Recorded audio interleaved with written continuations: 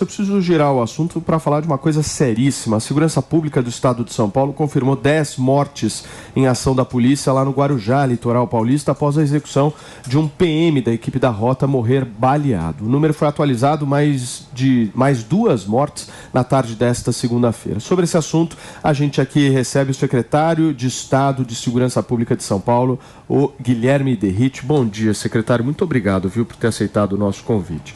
Secretário, as imagens dessas câmeras corporais utilizadas pelos policiais devem ser solicitadas pelo Ministério Público durante as investigações. O que o senhor pensa sobre isso? Antes de mais nada, dizer para toda a população que acompanha o programa de vocês, que tem uma grande audiência, que nós estamos compadecidos ainda em luto pelo falecimento de um defensor da sociedade, o soldado Patrick Reis. Era um jovem policial militar de 30 anos, deixou um filho que vai completar 3 anos agora, no mês de agosto, o Heitor. Uma esposa, viúva, policial militar também. E eu sempre falo que quando morre um policial, morre uma parte da sociedade junto com ele.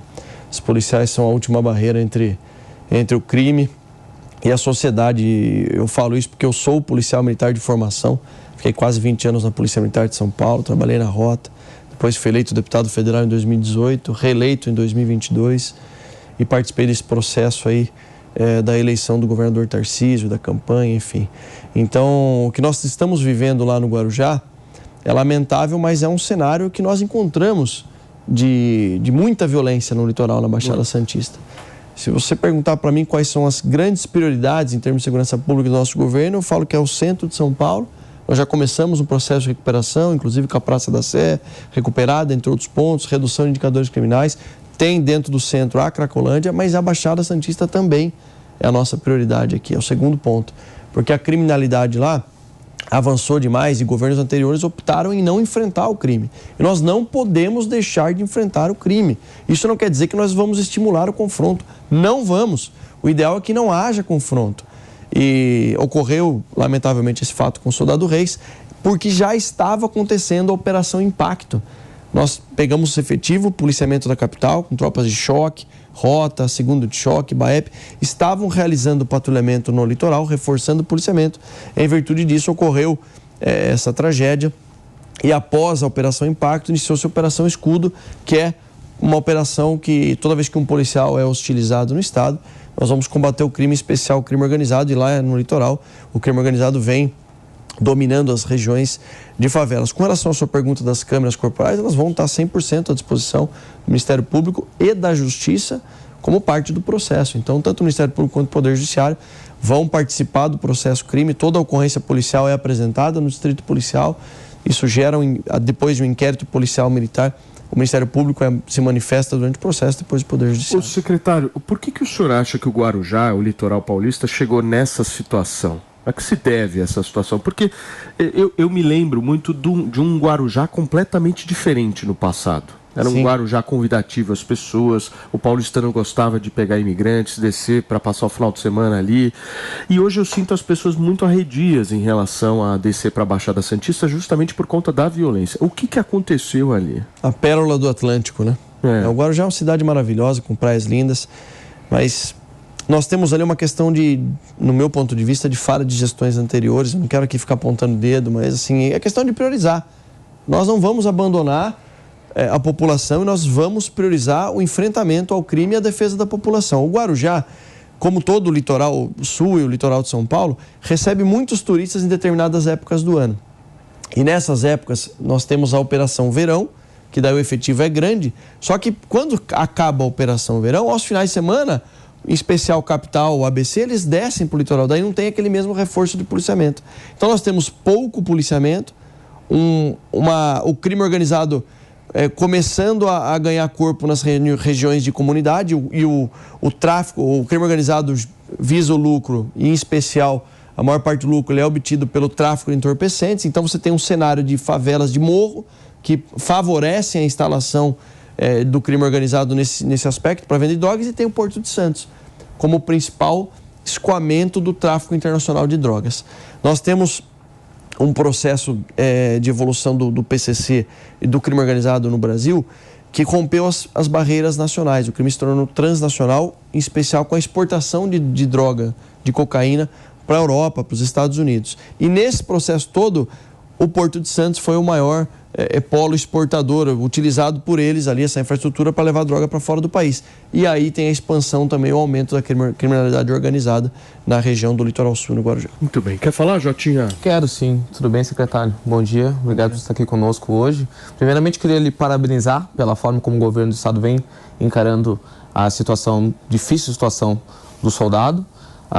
Secretário, eu gostaria de fazer uma pergunta. O senhor comentou na sua fala inicial acerca das principais políticas que vêm sendo aplicadas pela Secretaria de Segurança aqui no estado. São Paulo hoje conseguiu encarar de peito aberto os principais problemas, conseguiu números efetivos no combate à criminalidade, redução no número de homicídios, redução no número de roubos de carros e de celulares. Gostaria de saber o que o senhor atribui a essa qualificação no âmbito da segurança pública. De fato, nós prospectamos, Jota, um número, uma redução de criminalidade. O que nós prospectamos para um ano, tanto de apreensão de drogas, de armas e redução de criminalidade, nós conseguimos atingir em 6 meses. Foi muito bom. É claro que a segurança pública ela é o maior desafio, não só de São Paulo, mas do Brasil. O maior problema do Brasil, eu falo com tranquilidade, é a segurança pública. A gente sabe o tamanho do desafio, mas quando a gente coloca foco, prioridade e planejamento, as coisas começam a aparecer. Redução de 30% dos roubos de residências na capital e 15% no interior. Criminalidade grave, que amedronta cada vez mais a sociedade. O sequestro de PIX, que era uma epidemia quando nós assumimos, nós reduzimos mais de 60% já no estado de São Paulo, fazendo uma coisa, investindo numa gestão que dá resultado, partir para o ataque. Produtividade operacional, estimular o policial a prender o criminoso, colocar o criminoso atrás das grades. E esse aumento da produtividade operacional, que chega no centro de São Paulo a mais de 68% em alguns pontos, de aumento de produtividade, de número de indivíduos presos, de armas apreendidas, reduziu drasticamente a criminalidade. Porque o crime, ele entende, ele falou, se o policial está prendendo, está, entre aspas aqui, de maneira informal, está dando mão para a cabeça, indo para cima, eles recuam, a criminalidade diminui. E também eu esqueci de salientar aqui, nesta madrugada, nós tivemos uma policial militar feminina, uma mulher covardemente atacada com disparos de fuzil. A soldado sofreu disparos de fuzil por 4 criminosos que realizaram um atentado. Eles não estavam cometendo um roubo num banco, não, eles foram para atacar o Estado, naquele momento representado pela Polícia Militar, fugiram. Houve um novo confronto numa região lá do Morro São Bento, que é conhecido lá em Santos, mas os resultados eles estão acontecendo e também em especial pela integração. Sempre houve, ninguém falou, uma rixa entre Polícia Militar e Polícia Civil. Sempre existiu. Hoje não existe mais. Nós temos um delegado-geral e um comandante-geral da Polícia Militar que se conversam diariamente, que fazem com que a sua cadeia hierárquica abaixo deles também converse com as escalas respectivas. Isso está traduzindo um melhor atendimento da população. E a sintonia entre você e o delegado Nico também é muito boa, a gente percebe isso. É espetacular. Quem conhece o Nico é uma unanimidade. A gente percebe. Primeiro, pela humildade dele. Quando o governador Tarcísio, eu participei da elaboração do plano de governo na parte de segurança pública do governador. Quando ele do primeiro para o segundo turno ele mencionou, Derrite, vê se você aceita, você é secretário, o que você acha? Eu falei, olha, governador, ok, vamos lá, eu ajudo, me sinto preparado para esse desafio, mas acho fundamental que nós convidemos o doutor Nico, que era o delegado-geral à época, para compor comigo, porque é uma figura espetacular, com 44 anos de polícia, experiente, um cara, e é isso aí mesmo. Ô Maninho, só antes da tua pergunta, é verdade, secretário, que um croissant levou vocês a encontrar o sniper que matou o soldado? É real essa história? É real, vou te falar como que isso aconteceu, né? O nome da policial militar é Najara Fátima Gomes, que eu mencionei agora há pouco. O local dos fatos, na Vila Zilda, é uma comunidade, uma favela que termina ali. Eu falo favela porque eles mesmos têm a central única das favelas, então não é forma pejorativa de falar, não. A viatura de rota foi num determinado ponto, parece que estava já estacionando para sair quando esse indivíduo, apontado como um atirador, efetuou um disparo de uma pistola 9mm, aproximadamente entre 50 e 70 metros de distância, alguns disparos, e ocasionou a morte do policial. Imediatamente, e todo mundo sabe que em serviço policial investigativo, as primeiras 24 horas são fundamentais. A Polícia Civil, do DEINTER 6, o Dr. Luiz Carlos, foram até o local e encontraram uma nota fiscal de um estabelecimento comercial. E lá tinha o endereço, o nome, e apontava que havia comprado um salgado, era um croissant. os policiais de posse daquele papel. Parecia ser um papel recente, porque em local onde ponto de venda de drogas não é tão... O ambiente não é tão salutar em termos higiênicos, então era um papel novo que destoava ali, isso aqui é novo. Foram até o local e fizeram um caminho do local do estabelecimento até o local onde foi encontrado. Identificaram várias câmeras de monitoramento, inclusive câmeras residenciais. E começaram a pegar as filmagens, juntando quebra-cabeça, e veio, em algumas imagens, a imagem quase que perfeita de uma mulher com uma camisa de um time de futebol. E aí foram indo e durante a Operação Saturação encontraram essa mulher. Por isso que eu falo, as primeiras 24 horas são fundamentais. Isso é história de filme. Então, a sniper foi uma mulher, então? Não. Essa mulher, ela tinha uma função logística dentro dessa organização criminosa. Ela saía para comprar água, refrigerante, comida para esses criminosos, para esses traficantes. Cada um com uma função. Por isso que a gente chama de organização criminosa. Esse indivíduo que atirou era o segurança do ponto de venda de drogas. Tinha um outro indivíduo de apelido Mazarop, que foi preso, que é quem vendia. Essa mulher realizava a questão logística. Tinha um outro indivíduo que está foragido, mas que nós estamos no encalço dele, porque já foi identificado e qualificado. E através dessa nota, chegou na mulher e a mulher começou a entregar todos os demais. E aí falou quem foi que atirou, falou o apelido, quem é que estava junto. E aí nós passamos ventilador. E aí é o fio da meada ali que foi puxado. Um belo trabalho dos policiais civis, uma pronta resposta espetacular. Eu falo para vocês, serviço policial tem que investir cada vez mais, e nós estamos investindo em tecnologia e serviço de inteligência. Gente, um rápido break para vocês que nos acompanham através do rádio. São 10 horas e 24 minutos nesta terça-feira. Fala, Maninho. Coisa de filme essa história, né? Impressionante. Parabéns à equipe da polícia. Secretário, eu queria fazer uma pergunta a respeito da morte de policiais, porque infelizmente o soldado Reis não é um caso isolado, né? Segundo o Anuário Brasileiro de Segurança Pública, 172 policiais brasileiros foram mortos no ano passado, sendo 33 deles em São Paulo. E 7 em cada 10 dos policiais mortos foram mortos no momento de folga, né? Ou seja, enquanto curtiam sua vida com a família, enquanto estavam no seu momento em casa, ou, enfim, fora de serviço. Existe algum plano? Qual que é a estratégia do governo de São Paulo para proteger o trabalho policial e impedir mortes como essa? Importante pergunta. Nós tivemos, na verdade, aqui 25 policiais mortos ano passado em São Paulo. Esse ano nós tivemos 15, a maioria deles no horário de folga. Em serviço, normalmente é exceção.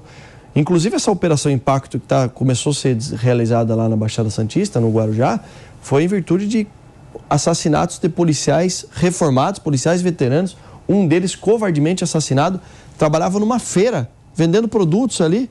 Foi atacado pelas costas. Então a maior parte dos atentados vem acontecendo com policiais de folga. O que nós estamos fazendo? Primeiro, orientando os nossos policiais a tomarem cuidado nos locais onde eles transitam, locais que frequentam, porque via de regra, ou essa é uma informação privilegiada para atacar um policial, ou o próprio policial se porta como policial, e isso acaba demonstrando.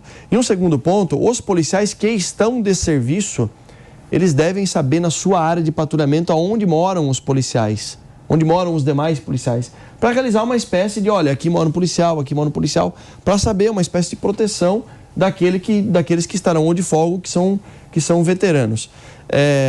Agora, sabemos também que os policiais fazem serviço extra-corporação, isso é uma realidade, o famoso bico, e a maior parte das mortes acontece nesses horários. Por isso que nós investimos tanto na questão da valorização salarial. Foi o maior aumento salarial da história do Estado de São Paulo, concedido no primeiro ano de governo, uma média de aumento de 20,2% já no 6º mês de governo do governador Tarcísio. Então a gente espera que aos poucos a gente vá conseguindo essa recomposição salarial para que o policial não precise mais fazer o serviço dessa corporação. Muito bem. Antoninha, você tem pergunta, meu amor? Claro que tem. Bom dia, secretário. Primeiro, parabéns, né, por essa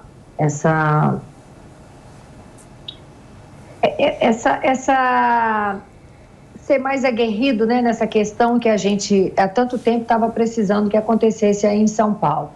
A coisa que eu mais, estou amando é essa história da união das polícias, né, porque era uma rixa boba, era uma rixa que não ajudava, né, acho que só atrapalhava. Então, saber que agora a PM junto com a Civil estão nessa união é de extrema importância para a segurança do povo, né? essa história da Cracolândia, que todos já tentaram fazer e ninguém teve a coragem de fazer. Eu tenho 2 perguntas para fazer logo de cara. A primeira, assim, dessas mortes, né, que vem o ministro dos Direitos Humanos com frases esquisitas, o ministro Flávio Dino. Eu tenho 2 frases aqui, que foi o ministro da Justiça que falou, Flávio Dino: a ação não parece ser proporcional em relação ao crime que foi cometido. Como se tivessem matado uma barata, né? Não, estamos falando de um cidadão, um policial que defende, né, a população. E aí me vem o Silvio Almeida e fala: é preciso limite. Limite para quê? Né? E eu gostaria muito que o senhor aí me comentasse, né, sobre essas 2 frases. E a outra pergunta é: essas 10 pessoas que foram mortas, foram identificadas, são moradores, são trabalhadores ou são todos envolvidos com o tráfico? Muito bem, deixa eu só receber, secretário, quem chegou agora através do rádio. São 10 horas e 28 minutos. Para você que sintonizou agora na programação da Jovem Pan, a gente está numa conversa, numa entrevista aqui com o secretário de Estado de Segurança Pública de São Paulo, Guilherme Derrite, que está respondendo a pergunta da Antônia. Por favor, secretário. Bom dia, Antônia. Prazer falar com você também. Olha, vamos lá. É por etapas, né? Essa afirmação de que não parece proporcional a ação realmente não parece proporcional por parte do crime organizado. E toda vez que o crime organizado atentar contra as forças de Estado, em São Paulo, nós vamos defender a população e encarar o crime organizado como tem que ser encarado, como a última barreira de proteção entre o crime e a sociedade. Nós não vamos recuar, porque quem atirou pelas costas de uma policial militar, de uma mulher, nesta madrugada, foram criminosos armados com fuzis. Então, esse pessoal que fala sem saber o que está falando. Eles não conhecem a realidade do que é, de verdade, entrar no morro e ser hostilizado. Por vezes, ou não conhecem, ou não entraram, ou quando entraram, foram bem recebidos. Toda vez que um policial entra em uma comunidade dominada pelo crime organizado, pelo tráfico de drogas, o policial ele recebe disparos de fuzis. Então, quem está achando que é desproporcional é porque realmente não conhece. Um segundo ponto que você mencionou aqui sobre... O ministro dos Direitos Humanos falou tem que ter limite. Não, né? eu também acho, e o crime organizado está sem limite. E a resposta vai ser dada. Ponto final. As forças policiais, volto a dizer, nós não temos o objetivo de realizar o confronto, não é o nosso desejo. Só que se o criminoso estiver armado com um fuzil, atirando contra os policiais, nós vamos reagir na proporção devida. E com relação ao centro de São Paulo também, Antônio, que você mencionou, nós estamos fazendo o que nunca foi feito. Identificando e separando traficantes, criminosos com corpo probatório, filmando o indivíduo que está vendendo drogas. Foi a 3ª grande operação nesse domingo. A primeira prendeu 16 criminosos em junho, a segunda, dia 22 de julho, prendemos 18. Lamentavelmente, 6 foram liberados na audiência de custódia no dia seguinte. E na terceira, prendemos 15 criminosos. Todos esses com corpo probatório robusto, mostrando o indivíduo fornecendo e vendendo drogas ali na região. Então, secretário, eu tinha perguntado das 10 pessoas que estão criticando que foram mortos. Mas então eu vou dar aqui em primeira mão para vocês. 2 pontos. Antes de você responder, eu vou lhe perguntar, já que você falou desse assunto, como que é esse trabalho de enxugar gelo? Porque aí os meliantes chegam lá e aí a justiça pega e numa audiência de custódia libera, né, depois de um trabalho... Antoninha, deixa só o secretário dar essa notícia em primeira mão. Essa notícia em primeira mão é o seguinte, tem muita gente falando besteira sem saber o que está acontecendo lá no litoral. Primeiro, após aqui, eu tinha um compromisso com vocês, por isso que eu estou aqui, senão estaria no litoral. Eu vou hoje à tarde visitar a policial que foi alvejada, faço questão de ir lá saber o estado de saúde dela. Os trabalhadores, depois que o indivíduo ele troca tiros com a polícia, vira um exemplo a ser seguido pela sociedade, né? Todos que foram identificados, nem todos foram identificados ainda, dos 12 indivíduos, todos que foram identificados possuem vasta ficha criminal. Opa. Não quer dizer, isso não é motivo pro... Eu só estou desmistificando uma narrativa de que, olha, o cara era trabalhador. Não era. Estava lá trabalhando só se for para o tráfico de entorpecentes. E um segundo ponto, que a nossa ouvidoria aqui de São Paulo levantou essa narrativa. Indivíduos foram torturados e não sei... Mentira!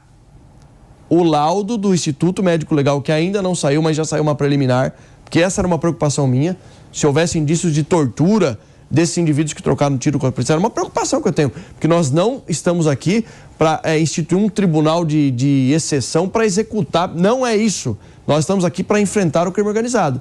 Nenhum dos indivíduos que enfrentou as polícias, que trocou tiro com as polícias, foi identificado qualquer ou mínimo sinal de tortura no exame do Instituto Médico Legal. Muito bem. Gente, olha, o ministro dos Direitos Humanos e Cidadania, Silvio de Almeida, disse que acionou a Ouvidoria Nacional dos Direitos Humanos para acompanhar mortes em operação da Polícia Federal. A gente separou um trecho do que disse o ministro para a gente exibir agora.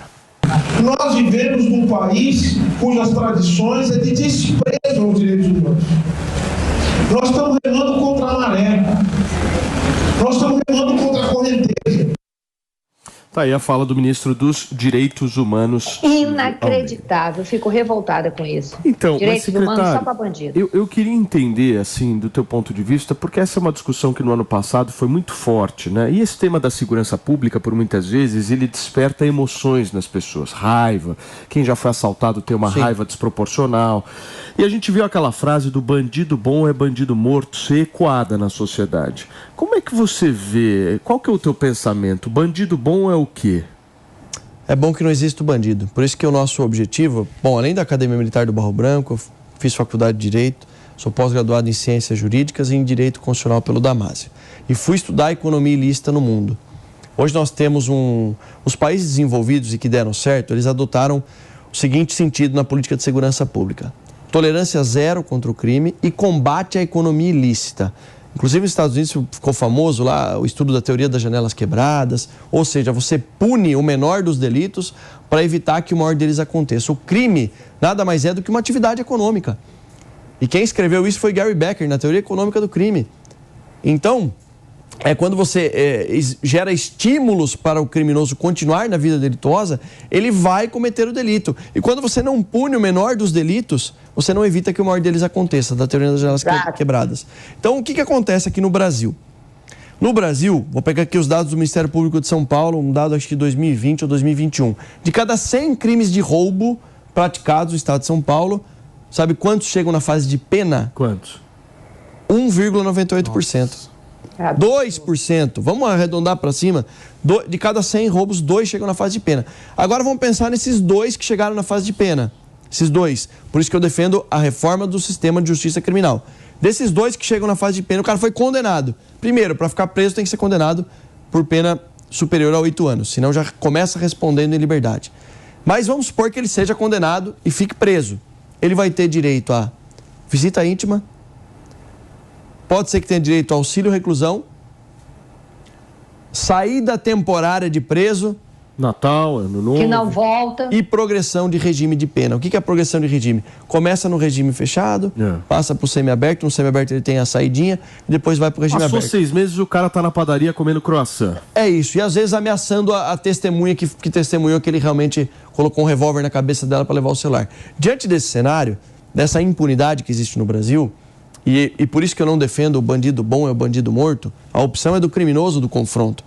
Eu defendo que nós temos que gerar estímulos, produzir uma reforma do sistema de justiça criminal para que o crime não seja uma atividade atrativa economicamente. Perfeito. É isso que eu defendo. Por isso que não é bandido bom, bandido morto. É bom não ter bandido, mas para isso, o Congresso Nacional, que é o principal ator, precisa se posicionar.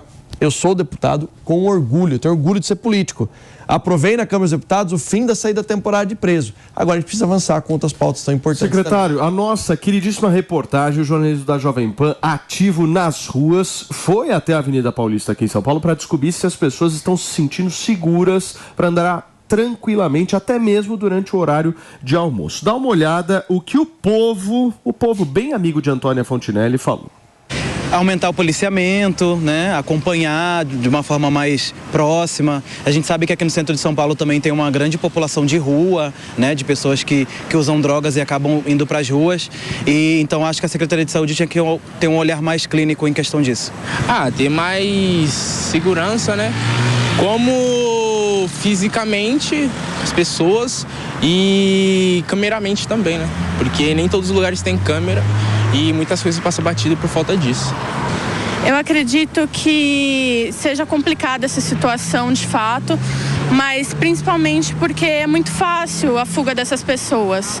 Elas podem cometer um furto e como aqui é muito movimentado, eu acredito que as pessoas fogem muito rápido, então não dá tempo de ter essa impunidade de fato. Eles investigar mais, assim, porque rouba nosso celular, a gente vai dar queixa, faz o BO, a gente nunca volta, o celular não volta mais para nossa mão. Tá aí a fala das pessoas que a nossa equipe de jornalismo conseguiu capturar aí para transmitir ao secretário. A sensação mesmo que cada um está sentindo em relação à segurança aqui em São Paulo. O senhor acha que o seu trabalho também passa por enxugar gelo? Não, acredito que não. E vou falar o porquê. Em que pese tudo leva a crer que você chegue a essa conclusão, eu acho que segurança pública você não pode perder o terreno conquistado. Vou dar um exemplo típico. Ah, não, mas é enxugar gelo na Cracolândia e ficar fazendo operação. Então, qual que é a sugestão? É parar? Ah, não, mas a polícia prende e na audiência de custódia solta. Não é um problema meu. Eu tô aqui para fazer o meu trabalho, a minha atribuição constitucional. É prender criminosos. Eu já falei pro nosso pessoal, a gente veio para fazer diferente. E detalhe, com um governador que apoia e prioriza a segurança pública. O governador Tarcísio, nós encontramos o maior déficit de efetivo da história de São Paulo. Também em virtude da questão da Lei Complementar 173, não estou culpando a gestão anterior, não. 33% de defasagem da Polícia Civil, 20% da Polícia Militar, 25% da Polícia Científica. O que nós fizemos? Primeiro, um estímulo financeiro, aumento de salário maior do primeiro ano de governo da história. Segundo ponto, autorização para contratação. Tem 13 mil policiais autorizados a serem contratados. E aí, um quarto ponto, investimento em tecnologia. Câmeras de monitoramento, sistemas inteligentes. Eu estive em Israel visitando e lá eles têm um sistema bem avançado de software de inteligência e nós não vamos parar. Não é que é enxugar gelo, é trazer para o debate outros atores. Nós realizamos um encontro chamado Sul-MASP, 5 estados. Rio Grande do Sul, Santa Catarina, Paraná, São Paulo e Mato Grosso do Sul. Reuniram o secretário de Segurança Pública desses estados para tratar de operações nas divisas. O primeiro encontro foi no Paraná e eu vislumbrei aquela possibilidade. Falei, por que a gente não aproveita e faz literalmente um lobby político do bem? Aí eu falei para o secretário, pessoal, dá licença, vocês sabem que eu sou deputado federal, licenciado, vamos convidar no próximo, que será em São Paulo, os deputados e senadores, para a gente apresentar para eles o que está impactando tão negativamente na segurança pública. Todos adoraram, vieram 12 deputados federais, um senador, foi o senador Sérgio Moro que veio, e nós entregamos uma carta aberta ao Congresso Nacional na figura desses deputados e desse senador, dizendo que é prioridade para a gente. Por exemplo, o fim da saída temporária de preso, a revisão da audiência de custódia. Os caras têm que resolver em Brasília, né? Porque passa majoritariamente por eles. E a gente não se vê enxugando gelo, porque no final das contas nós somos os últimos a defender a sociedade. Esse problema dessa senhora que relatou aqui, a gente sabe da realidade de quem trabalha muito para comprar um aparelho celular e é furtado, roubado. Nós obtivemos êxito aqui, por exemplo, no Carnaval de São Paulo, de devolver para as mãos das pessoas 994 aparelhos celulares. É o nosso objetivo, é o nosso trabalho e nós não vamos parar de trabalhar. Porque se a gente disser assim, eu estou enxugando gelo, parei, a sociedade vai cada vez mais virar refém dos criminosos. O que foi, Antônia? Secretário, não é parar, hipótese alguma. Acho que pela primeira vez, assim, em muito tempo, quer dizer, eu não lembro de ter tido um combate tão efetivo, tão acirrado como você junto com o Tarcísio estão fazendo.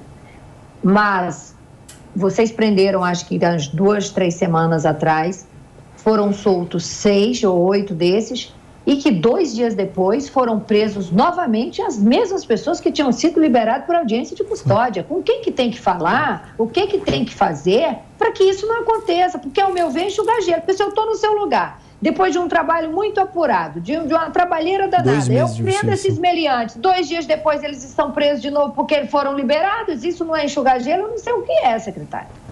Não, de certa forma, porque eu falei, Antônia, tudo leva a crer que gera essa sensação, mas a gente não pode nem transmitir, nem pensar assim. O que eu estou fazendo? Eu estou conversando com os responsáveis por esse processo que pode mudar. Por exemplo, o Poder Judiciário. Nós fizemos um acordo de cooperação com o Poder Judiciário agora, inovador aqui em São Paulo, para que os indivíduos que forem liberados na audiência de custódia, a gente possa colocar a tornozeleira eletrônica.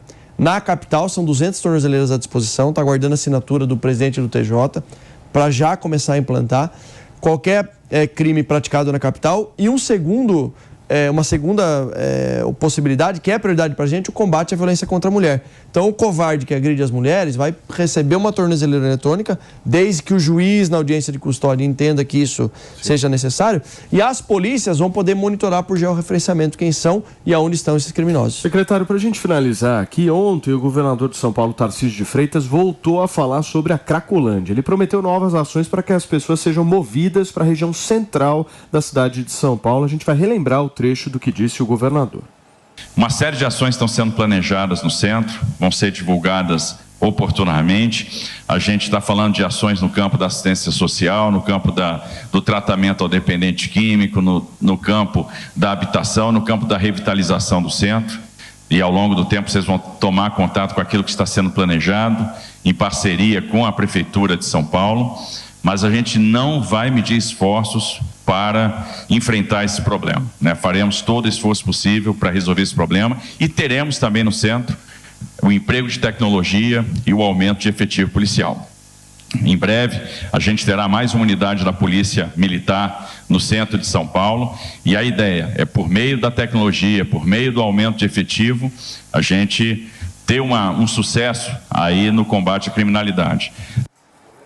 Aí a fala do governador de São Paulo, Tarcísio de Freitas. Secretário, a gente viu, se não me engano foi na semana passada, Maninho, se me corrija se eu estiver errado, ou na retrasada, aquela confusão em âmbito de comunicação por parte do governo e da prefeitura sobre a transferência da Cracolândia da região da Luz para o Bom Retiro. Eu quero entender por que aconteceu isso e qual é o plano agora. O que vocês estão pensando? Vamos lá. Existe uma coordenação sendo feita pelo vice-governador, que é o Felício Ramute, sobre os trabalhos da Cracolândia. Que vai vir aqui no programa, inclusive na semana que vem, se eu não me engano. E aí, está bem definido, e foi legal isso, para a gente estratificar e cada pasta ficar responsável pela sua ação. Secretário de RIT de Segurança Pública, qual que é o meu principal objetivo lá? Identificar traficantes, realizar a prisão deles, estar integrado com a Guarda Municipal e um trabalho forte de investigação. E aí, nesse meio tempo, nesse começo, e a produtividade começou a aumentar. Na região da Cracolândia aumentou 68% o número de prisões. Eu estou falando aqui da região centro, 4 mil indivíduos presos esse ano. Só no 3º DP e 77º, compreende a região da Cracolândia, mais de 1.400 presos, mais de 600 por tráfico de drogas. E umas coisas que a gente acaba não dando tanto destaque, o maior abastecedor de drogas da Cracolândia, indivíduo de nome Mardel, preso em uma operação de inteligência da Polícia Civil. O apelido dele era o Barra Funda. Nós conseguimos chegar em 2 apartamentos que ele armazenava drogas e distribuía. Na primeira operação, 16 presos, 2 apontados como o que ficavam ali no campo, líderes, um de nome Abraão, todos do PCC, e outro, o apelido dele era o Carro Preto, presos, e uma mulher que se dizia líder de um movimento social de ocupação de habitações no centro, foi presa e no alojamento dela, lá no armário dela, grande quantidade de drogas apreendida. Segunda operação, 18 indivíduos presos. Aí foi o que a Antônia falou. Prendemos um cara, 2 dias depois prendemos o mesmo cara que tinha sido liberado na audiência de custódia. E na terceira operação, prendemos o principal abastecedor de droga. Então, da nossa parte, nós vimos que o aumento do efetivo policial reduz o número de roubos e furtos e a investigação policial correta, precisa, tirando traficantes que realizam comércio lá, é o que tem que ser feito. Junto com isso, as outras pastas, creio eu, que devam avançar, separando quem é morador de rua, quem precisa de tratamento de saúde, psicológico. E aí eu não tenho propriedade para falar, porque está bem estratificado. Mas por que o Bom Retiro? Ah, tá. O Bom Retiro foi colocada essa alternativa. E foi publicizada, inclusive. Sim, foi colocada essa alternativa, porque lá no final da Rua Prates tem um equipamento público lá, que foi construído em 2011, justamente para atender essas pessoas que vivem na Cracolândia. Então você tem lá um CAPS, você tem um AMA, se eu não me engano. Então você tem saúde mental e um espaço que poderia concentrá-los lá e começar a dar uma vazão um pouco maior. Porque o hub de atendimento que foi inaugurado ali e está tendo um fluxo até que grande, não está dando conta, então precisava ampliar a capilaridade do atendimento. creio que deva ser isso daí, porque essa decisão é estratégica do vice-governador e do governador. Já tinha... Pedi sim, quero fazer uma pergunta para o secretário, justamente nessa temática da Cracolândia. Secretário, o senhor como parlamentar certamente sabe da importância que o parlamento pode ter em auxiliar e eventualmente no auxílio de redução da burocracia ou em projetos de lei mais propositivos na temática da segurança. Atualmente na Assembleia Legislativa aqui do Estado tem um pacote proposto inclusive pelo vice-líder do governo, o pacote anti-crack. O Guto, né? Isto, que visa medidas referentes à redução, à proibição de que ONGs tratem sobre políticas de redução de danos, maior articulação entre as polícias no enfrentamento à Cracolândia e também sobre a polêmica questão sobre internação compulsória, né? Eu queria saber qual é o posicionamento do senhor referente a esses temas. Eu acho que o que está lá no pacote do deputado Guto Zacarias, tem muita coisa boa lá, boa parte a gente já está aplicando aqui. Mesmo antes de saber que ele estava apresentando, você vê que está alinhado com isso. Mas o mais impactante ali que vai trazer resultado, sem dúvida alguma, todos sabemos, que é a internação compulsória. As pessoas que estão ali submetidas ao uso, ao vício da droga, em especial do crack, e até como experiência policial, ela não tem mais o discernimento necessário que um ser humano tem do que ela precisa ou não. E uma coisa que nós estamos fazendo aqui que nunca foi feita, requalificando essas pessoas. A polícia militar, a polícia civil, a guarda municipal começa a tratar o indivíduo como cidadão. Como é seu nome? Meu nome é Mano. Você mora onde? Eu moro em, Bauru. Você tem familiar? Começa a ir atrás, fazer contato, restabelecer mais um atendimento individualizado. Foi através desse atendimento que nós, por amostragem, pegamos 200 pessoas lá, 200 indivíduos. Destes, 65% possuem antecedentes criminais. Por isso que nós conseguimos afirmar que 65% possuem, alguns procurados pela justiça foram capturados, mas das alternativas apresentadas pelo deputado nesse pacote, eu acho que o mais impactante aí seria a internação compulsória. Secretário, para vocês que nos acompanham ao vivo aqui na programação da Jovem Pan nesta terça-feira, a gente vai para um rápido intervalo comercial no rádio e já voltamos, são 10 horas e 49 minutos. Vamos seguindo aqui com o nosso papo, porque tem um tema, Maninho, que eu queria trazer aqui para o secretário poder responder, que é o seguinte: as pessoas que estão nos ouvindo e nos assistindo agora, elas se sentem um pouco inúteis no que se refere à questão da segurança pública, né? Nós somos um bando de inúteis em relação à segurança pública, porque a gente vai lá, vota no político, o político vai lá, se elege e tal, e esse tema da mudança do Código Penal, essa reestruturação necessária do processo criminal que o secretário mencionou aqui, ele não está sendo tratado. A gente está vendo Brasília discutir os atos de 8 de janeiro, a gente está vendo Brasília discutir a questão da reforma tributária, que é um tema, assim, importante, vai vir a discussão da PL das fake news, mas esse tema da segurança pública, para quem é liberal de verdade, sabe que é a prioridade número 0. E a questão federativa você sair na deixa esse debate muito distante, né? No lugar de ser um debate que o Estado faz, que você pode encontrar o deputado estadual, debater, fica tudo concentrado em Brasília e dificulta muito a construção de uma solução mais eficaz. O que as pessoas elas podem fazer assim? Qual a pauta prioritária de segurança pública? Porque a nossa galera, uma galera que tá doida para ver o Brasil melhor. Todo mundo está nos assistindo aqui, se engajou politicamente, quer ver o Brasil mudar de alguma forma. O que as pessoas podem fazer em relação ao tema da segurança pública? A quem recorrer? Qual é o projeto que está em voga? O que a gente pode, de prestação de serviço mesmo, fazer para as pessoas irem lá e cobrarem os seus políticos? Deputados e senadores têm que concentrar no Congresso Nacional e não tem um projeto específico. Quando eu falei lá do Gary Becker, que escreveu a Teoria Econômica do Crime, o crime tem que deixar de ser atrativo economicamente. Nos países desenvolvidos onde a criminalidade é baixa, é porque o custo do crime é muito alto. Então, todo projeto que aumente o custo do crime, ele é benéfico para a população. Quais? Todos que visam diminuir ou acabar com a impunidade que existe no Brasil. Então, são vários aqui. Saída temporária de preso foi um exemplo que eu mencionei, porque eu aprovei esse projeto na Câmara e está parado no Senado Federal.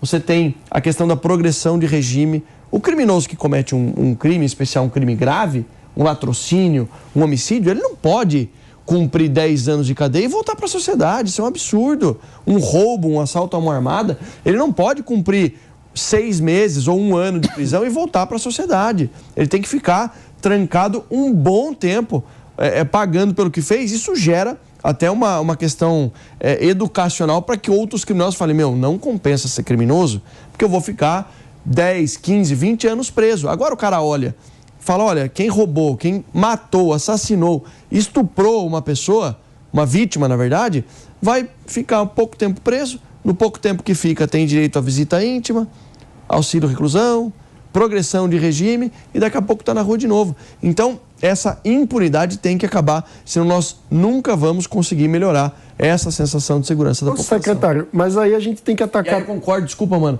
com você. Por quê? Porque dentro do Pacto Federativo, essas questões de legislação penal, lei de execuções penais, Código de Processo Penal, ficam todas no Congresso.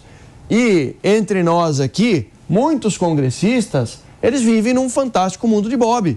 O cara vive no carpete, não sabe que a população passa, quando vai para o estado dele ele anda com 3, 4 seguranças armados, alguns defendem inclusive o desarmamento, que tem que andar com arma de choque, com gás de pimenta, mas ele anda com escolta, então fica muito fora da realidade do que o brasileiro médio passa a viver. E os estados podem ter realidades diferentes também, né? E a gente concentrar tudo em Brasília é muito ruim.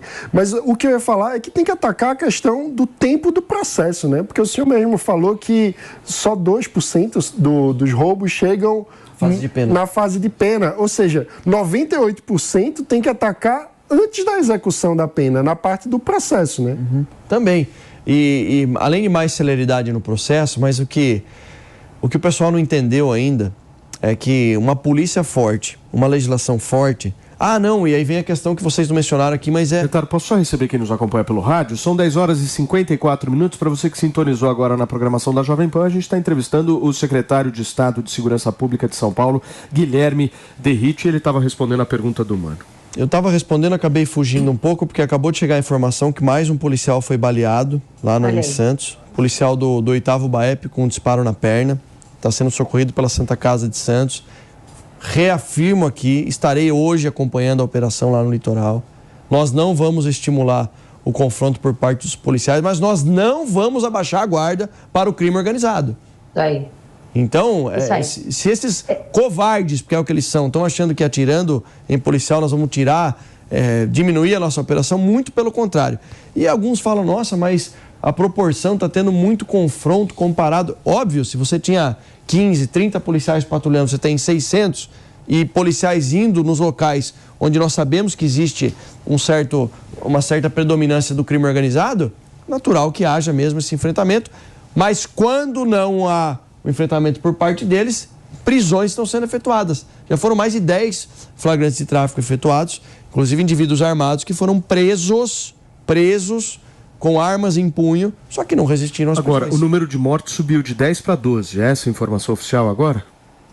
Com a de hoje cedo foi mais uma, são 13. 13 então, criminosos. O número oficial são 13 mortos. Lembrando que não tinha nenhum santo lá no meio dessa lista dos 13 que foram mortos. Agora, 2 policiais feridos, né? Ouvindo essa conversa aí, eu fico indignada, porque é imoral saber que tem uma lei que está lá, o Senado sentado em cima dela, para não ter mais essas saidinhas, né? Porque o cidadão que trabalha pra caramba, ela não trabalha no Natal, trabalha dia e noite para sustentar seus filhos. Por que esses bandidos têm que ter saidinha, sabe? E o Senado sentado em cima, como se não tivessem famílias, como se não convivessem em sociedade, como se eles também não corressem risco, porque é isso que o secretário acabou de falar. Vivem num fantástico mundo de Bob, vivem rodeados de seguranças, com escolta armada, têm uma vida privilegiada, vivem numa bolha e não estão nem aí, sentam em cima de um projeto tão importante que é a saidinha para meliante no Natal, no Dia dos Pais, no Dia das Mães e por aí vai. Ô, Antônia, mas é o que o secretário falou, a discussão passa por Brasília,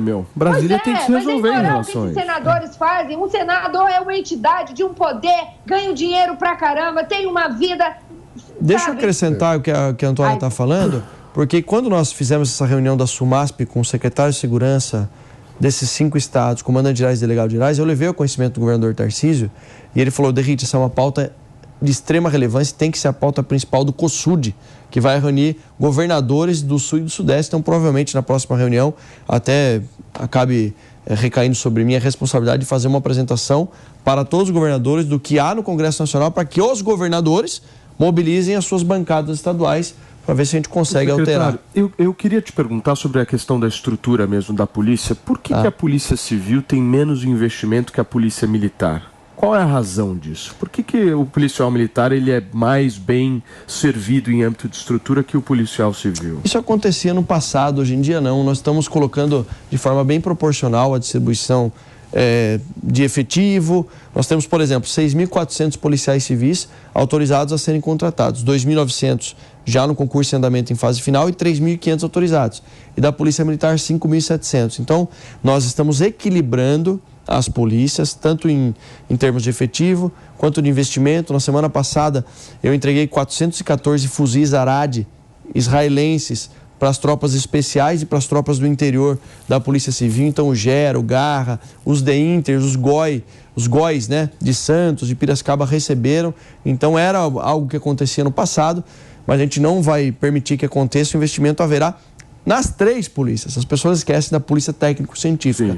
Polícia Técnico-Científica tem o Instituto de Criminalística e o Instituto Médico Legal. Nós temos aqui, Paulo, o maior laboratório de medicina e biologia da América Latina. Um investimento de mais de 14 milhões de reais. O governador Tarcísio foi comigo lá reinaugurar ele com equipamentos de tecnologia de ponta que fazem parte desse processo de investigação, elucidação, material genético. Hoje em dia, dificilmente o material genético que fica ali no local de crime não é identificado pelos nossos peritos, que têm uma capacidade de trabalho com carreiras acadêmicas brilhantes lá na nossa Polícia Científica.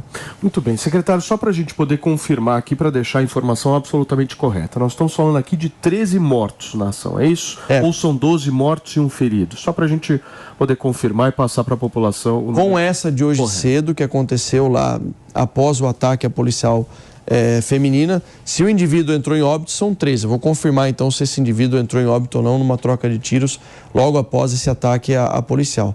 Mas 12 são confirmados, esse outro indivíduo que foi socorrido, eu não sei se ele entrou em óbito ou não. É importante lembrar também um policial morto e quantos feridos? 2 feridos. 2 policial feridos. Morto e 2 feridos. Eu acho que qualquer um que entra na vida do crime sabe que o final é ou cadeia ou morte. Então ninguém aqui está falando nenhuma novidade.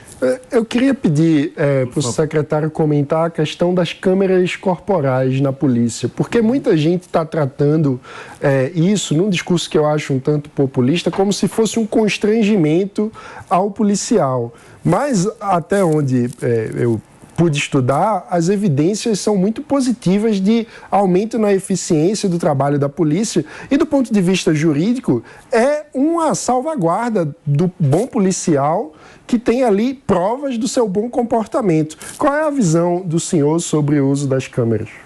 Eu acho que a câmera, a maneira como ela foi implementada em São Paulo não foi a mais adequada. Por quê? Foi utilizada única e exclusivamente como fiscalização e controle, e não com esse objetivo que você mencionou aqui, de corroborar com o processo, de juntar provas, para enriquecer, para proteger o policial. Nós temos já com o convênio vigente, daí o que nós estamos fazendo? Limão uma limonada, utilizando essas câmeras corporais para ver se o software de inteligência possa fazer leitura de placa de veículo roubado ou furtado, se a gente consegue expandir para outras modalidades de policiamento que não possuíam, como policiamento rodoviário, policiamento ambiental, para que o policial de fato se sinta protegido. Porque o que aconteceu e ninguém conta o outro lado da moeda é que o criminoso ficou mais ousado. Sabendo que o policial tem câmera, podem perceber que aumentaram os números de indivíduos que vão para cima das equipes policiais tentando, às vezes, tomar um preso em flagrante delito que está em posse ali dos policiais. Então, tem que ser analisado com muita cautela. Nós tomamos a primeira decisão de não retirar as câmeras, mas acho que talvez remanejar para outras modalidades de policiamento vá atingir um objetivo. A câmera pode ajudar a identificar facialmente esse meliante. Ainda não tem essa tecnologia, mas pode ser acoplado também. Secretário, deixa eu te agradecer pela sua participação. Nós fizemos aí mais de 1 hora de entrevista com o secretário da Segurança Pública do Estado de São Paulo, Guilherme Derrite. Muito obrigado por ter aceitado o nosso convite. Acho que foi bem importante para a gente discutir essas questões envolvendo um tema que afeta toda a população, infelizmente, hoje do Estado de São Paulo. Obrigado, secretário. Eu agradeço. Prazer estar aqui com vocês. Estamos à disposição. Gente, vamos falar um pouquinho da questão do plano de assassinar o Sérgio Moro? Coloca a Antônia aqui na tela. Antoninha, você viu o que está rolando em relação a isso? O promotor Lincoln Gaquirra está dizendo que, o plano do PCC de matar o senador Sérgio Moro ainda não acabou. Você viu isso? Então, é assustador, mais uma vez que isso já vem sendo dito. Se Deus me livre essa história acontecer, é porque todo mundo é culpado, né? Porque está sendo avisado. Ele já está sabendo, todo mundo já está sabendo, o país já está sabendo que tem um senador, né? Ex-jurado de morte. E aí, o que vão fazer em relação a isso? Uma loucura, né, Antônia? Essa história afetou... Isso aqui virou um Tijuana, isso aqui virou um Novo México, sabe? Isso aqui tá um negócio sem controle. Não, e essa história afetou diretamente a própria família do senador Sérgio Moro. Eu me lembro quando a gente fez a entrevista com ele aqui no Morning, ele estava extremamente apavorado e assustado. A gente vai trazer detalhes com o promotor Lincoln Gaquirra a respeito dessa afirmação dele daqui a pouquinho, certo? Vocês estão precisando o quê? Passar microfone, é isso? Fazer uma articulação política organizada? Aqui é assim, Antoninha, deixa eu voltar com você, minha gata. Porque é o seguinte, essas horas é a hora que a nossa produção precisa fazer uma articulação organizada. Você sabe, né? E aí eu preciso da sua ajuda, minha gata. Conheço a Hortência não foi malhar, aí ela tá aí arrumando confusão. Eu tenho certeza que essa coisa aqui da gente estar focado aqui é porque a Hortência está se articulando, a Hortência está aí tentando botar o microfone em algum... Conheço. Meu, nós vamos ter Hortência, hein, daqui a pouquinho, hein? Ah, é Hortência agora, Nossa, cestinha do Brasil. Já está aqui nos estúdios da Jovem Pan News em São Paulo e daqui a pouquinho vai conversar com a gente. Mas antes, gente, são 11h03 na